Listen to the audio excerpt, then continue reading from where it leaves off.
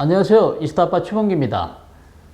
오늘은 이스타파 방송 댓글 중 재미있거나 저도 몰랐던 사실을 알려주신 댓글을 소개를 해드리고 방송을 시작하려고 합니다. 지난 6월 4일 방송에서 이율 선생님께서 제이마가 더 넓어졌다고 댓글을 달아주셨는데 아마도 저를 잘 아시는 분 같습니다. 그리고 한종철 선생님은 호주가 다윈항을 중국에 임차하기로 계약을 체결했을 당시에 오바마 전 대통령이 중재를 했고 중국이 영해 패권을 장악하도록 도왔다는 사실을 알려주셨습니다. 그리고 여러분들께서 중국에 당당히 맞섰으면 좋겠다라고 댓글을 남겨주셨습니다.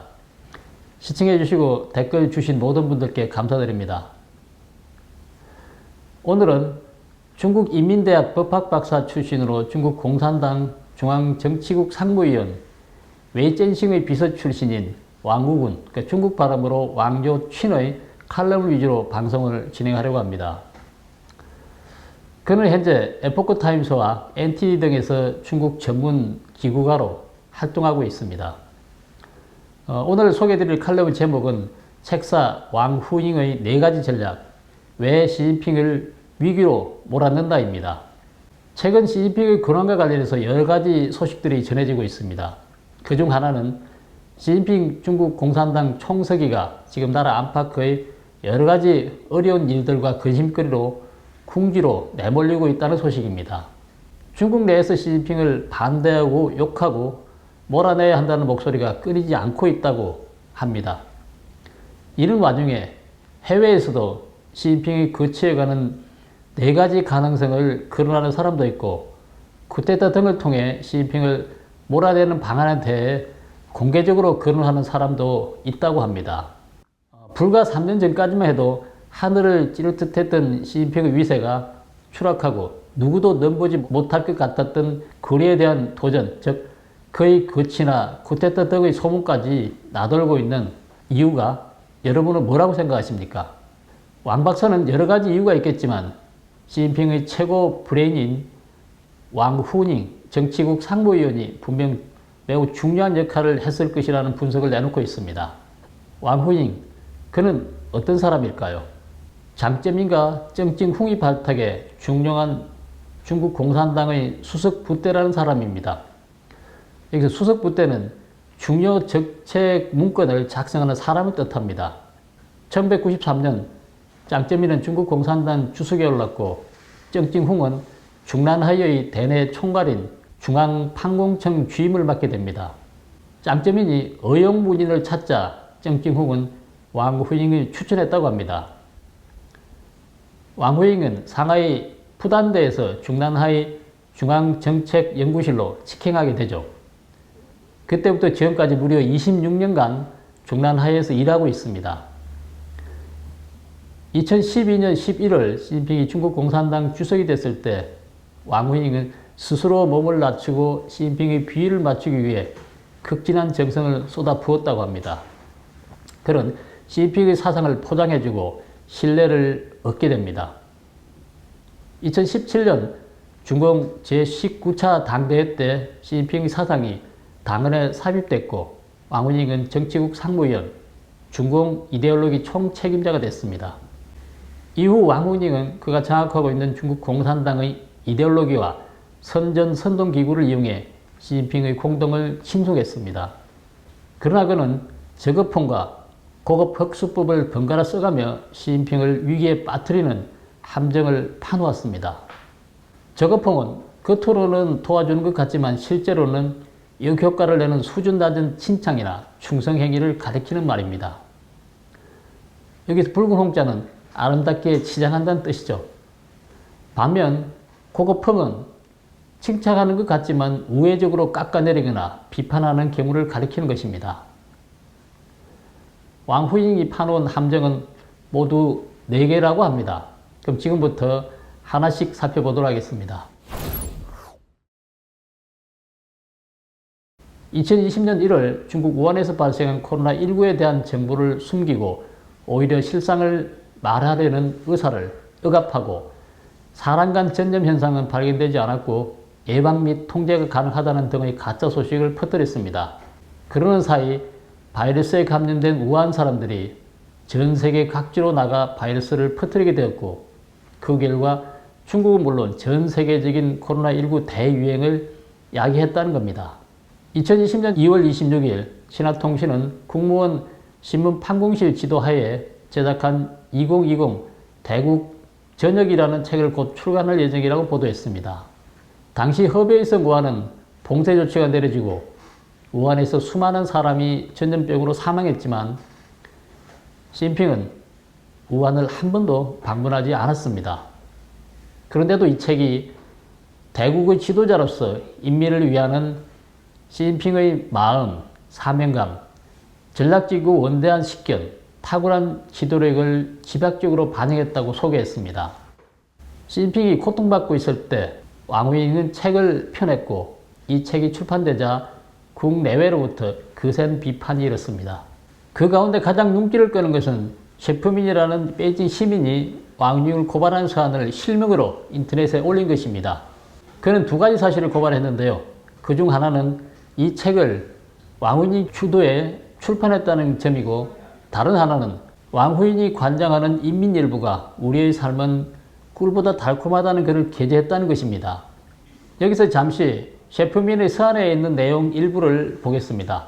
왕후잉은 이데올로기를 주관하는 정치국 상무위원으로서 현재 방역의 엄중한 상황에서 인륜과 기본 양심을 무시하였고, 방역을 강화하고 개선해 인민의 고통을 덜어줄 고민을 하지 않았고, 전 국민에게 진심으로 사과하지 않았고, 조기 방역 실패로 인해 전 세계인에게 재앙을 가져다 준 데 대해서도 참여하지 않은 채 오히려 방역 성과를 과장해서 전 세계인의 비웃음을 사고, 그리고 전 중국 인민이 상심하고 절망하게 했다고 했습니다. 따라서 왕후잉은 더 이상 공산당 정치국 상무위원을 맡을 자격이 없고 그는 사죄해야 하고 또 정치적 책임을 져야 한다고 주장했습니다.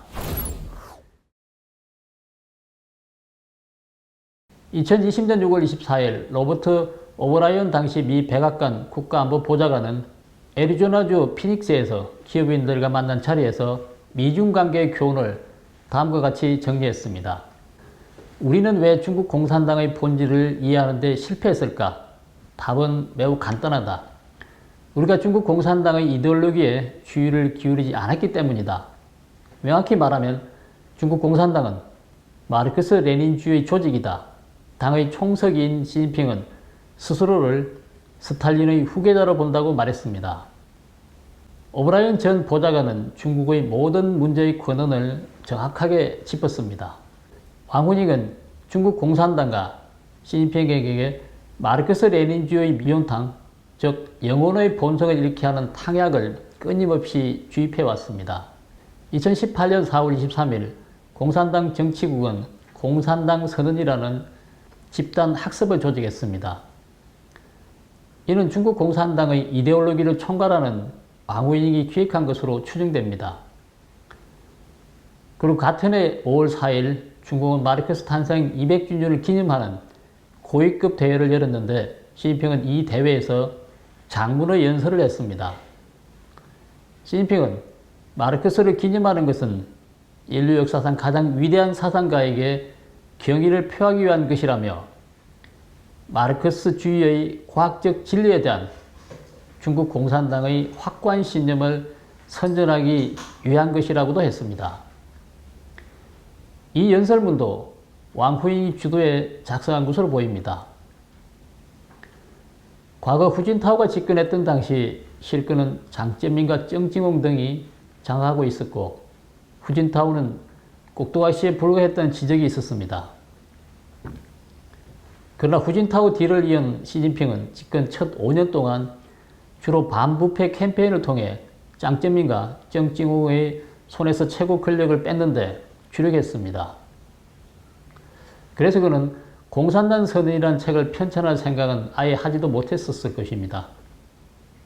왕후잉이 끊임없이 마르크스 레닌주의 미온탕을 시진핑의 머릿속에 주입해 그나마 남아있던 정상인의 사고마저 마르크스 레닌주의 사고에 물들게 했다는 것입니다.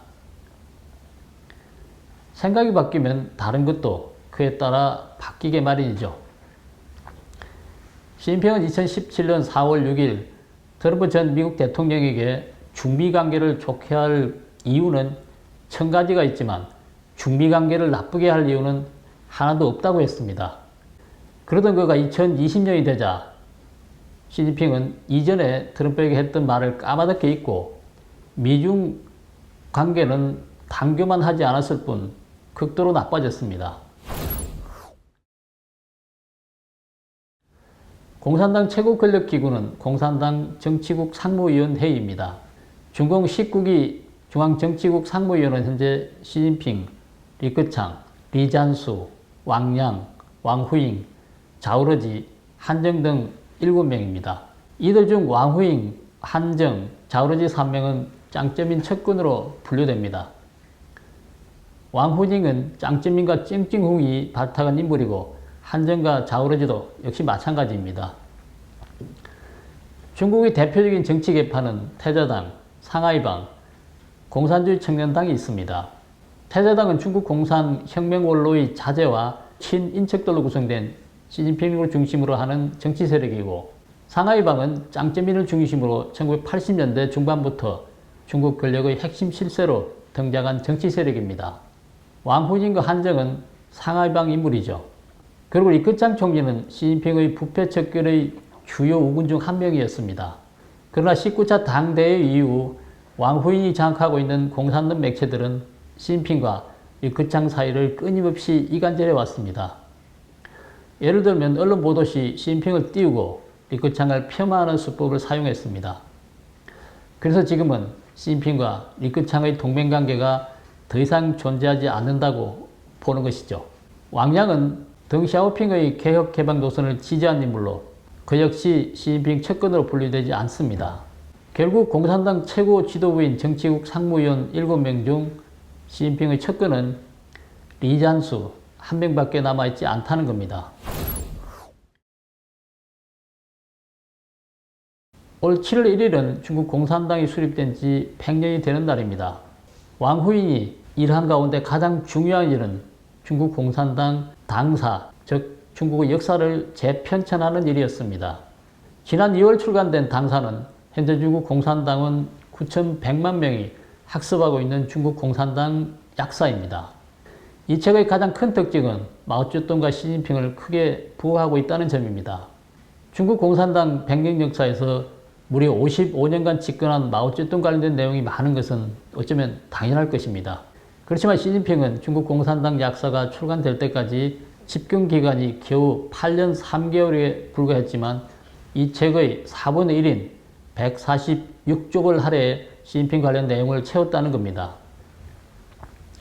1976년 10월부터 2012년 11월까지 36년 동안 중국 공산당 총서기를 역임한 화고펑, 후야오방, 자오쩌양, 장쩌민, 후진타오 등 5명과 총서기는 아니지만 당의 실권을 갖고 있었던 덩샤오핑 등 총 6명은 책의 4분의 1 남짓한 163쪽을 차지했다고 합니다. 왕후잉이 주도해 편찬한 중국 공산당 약사는 시진핑을 덩샤오핑을 포함한 전임 총서기보다 더 높은 지위에 올려놓았습니다.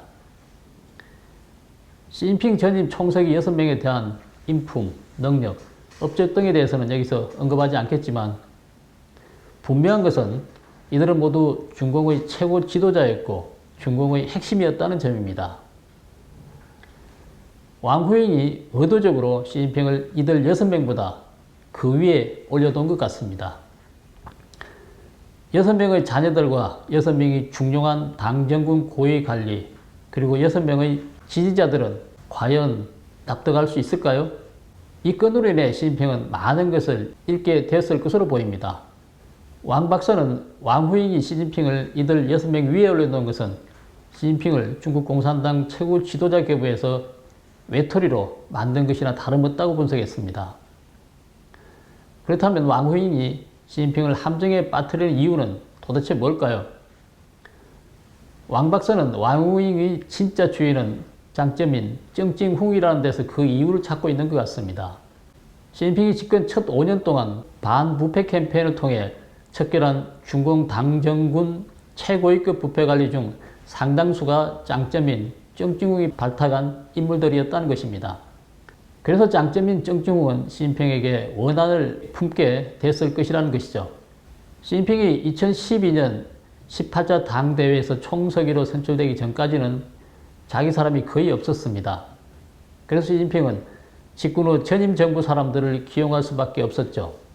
왕후잉은 스스로 몸을 낮추고 일에 몰두하며 권세에는 관심이 없는 것처럼 굴었습니다. 그는 시진핑의 마음을 헤아릴 줄 알았고 새로운 이론을 만드는 데 아주 능해서 시진핑을 위한 이론을 포장해주면서 신뢰를 차차 쌓아갔습니다. 시진핑은 19차 당대회 때 왕후잉을 정치국 상무위원, 중앙서기처 서기에 임명했지만 중앙당국 확장 자리는 왕후잉 대신 칭화대 동창인 천시 중앙조직부장을 임명했습니다. 아마도 시진핑이 더 이상 왕후잉을 신뢰하지 않은 듯합니다. 지난해 10월 왕후잉이 18년간 맡았던 중앙정책연구실 주임 자리를 장지 취안에게 넘겼습니다. 올해 들어서는 천미를 충칭시 당서기가 베이징으로 자리를 옮길 것이라는 소문이 나돌고 있었습니다. 시진핑이 저장성 당서기로 근무하던 시절 선전부장으로 같이 일했던 천민을은 시진핑을 위해 많은 글을 썼고 시진핑은 그를 배려해 계속 승진을 시켰습니다. 만약에 친미럴이 베이징으로 오게 되면 왕후잉을 대체할 가능성이 큰 것으로 보입니다. 오늘은 시진핑의 책사로 불리는 왕후잉이 시진핑을 위기로 내몰기 위한 4가지 전략과 중국 공산당 정치국 상무위원 내부의 권력 투쟁에 대해서 알아봤습니다. 오늘 방송은 여기까지 하겠습니다. 구독, 댓글, 좋아요를 눌러주시고 지인들과 공유해 주시기 바랍니다. 그럼 다음 시간에 다시 뵙겠습니다. 감사합니다.